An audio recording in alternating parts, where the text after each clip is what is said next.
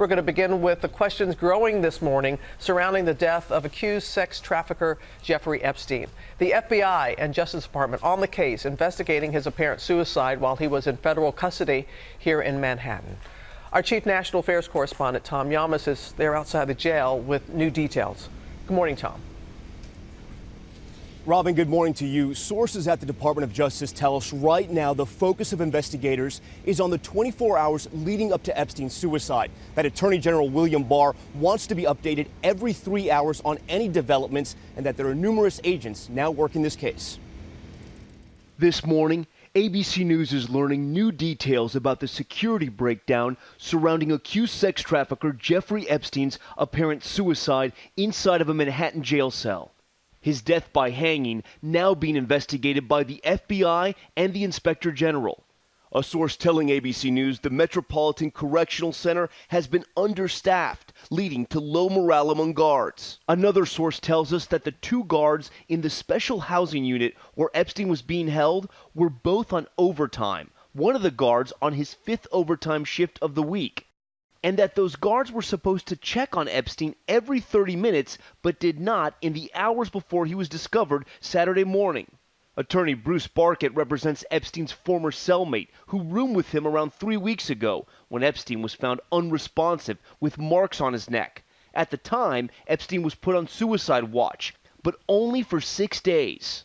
One has to wonder how it is that this man who just tried to take his own life by hanging himself a few weeks ago was in a position to successfully hang himself. Epstein's death coming less than 24 hours after 2,000 pages of new court documents, including depositions and police reports, were made public. You're screaming on the inside and you don't know how to let it come out. All you do is obey.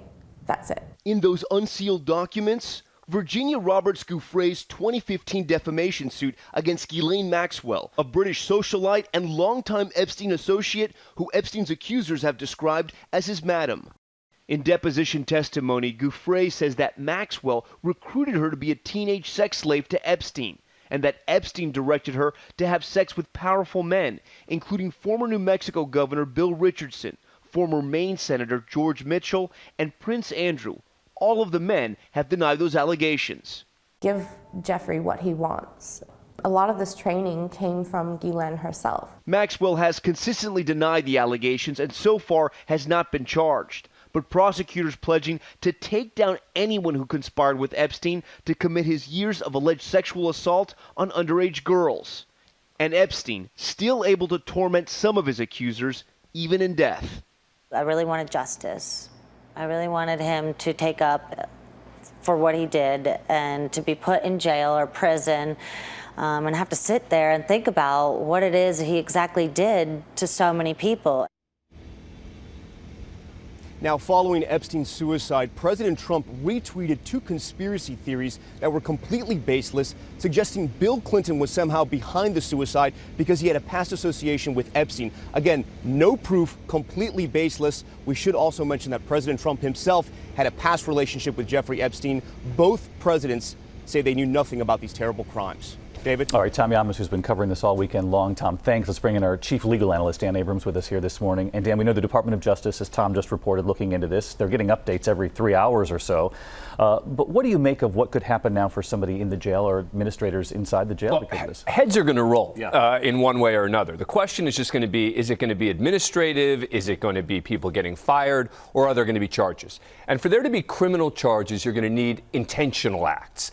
Not just negligence, not just they should have done something more, but it's going to have to have been literally a bribe or a payoff or someone instructing someone to do something else. So something intentional for there to be criminal charges. But, you know, people really scratching their heads this weekend when they heard this headline, because this is a guy who tried to kill himself a couple of weeks ago. He's supposed to be on suicide watch.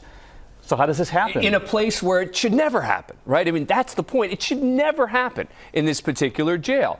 So there are going to be questions. The problem is there is no evidence at this point to support any of the theories about some very well-connected person ordering Epstein to be killed. And so, that puts you back to the more likely scenarios, which is some combination of, negligence with good luck on the part of Epstein. Now, is it possible that he engaged in some activity? Did he pay someone off? We'll see. There's, again, nothing to indicate that happened. But if it wasn't just negligence, unfortunately, for a lot of people who want answers, that may be the next most likely answer. In the meantime, everyone's got a theory on what really happened. Yeah. What about the prosecution? They say the prosecution continues. Prosecutors will move forward on this. And his associates, who Tom reported on there, they shouldn't be breathing a sigh of relief yet. No, absolutely not. I mean, the Southern District of New York has made it clear they're continuing to investigate a conspiracy. Number two, there were employees mentioned in the Epstein indictment. There were 3 employees mentioned there. They can all be investigated. Then you also have the possibility of civil lawsuits as well. So I don't think anyone's breathing a sigh of relief, in particular because people want accountability. And if Epstein's not around to get it, then someone else may have to find somebody else. All right, Dan Abrams, great to have you this morning. Thanks, Dan. Hi, everyone. George Stephanopoulos here. Thanks for checking out the ABC News YouTube channel. If you'd like to get more videos, show highlights, and watch live event coverage, click on the right over here to subscribe to our channel. And don't forget to download the ABC News app for breaking news alerts. Thanks for watching.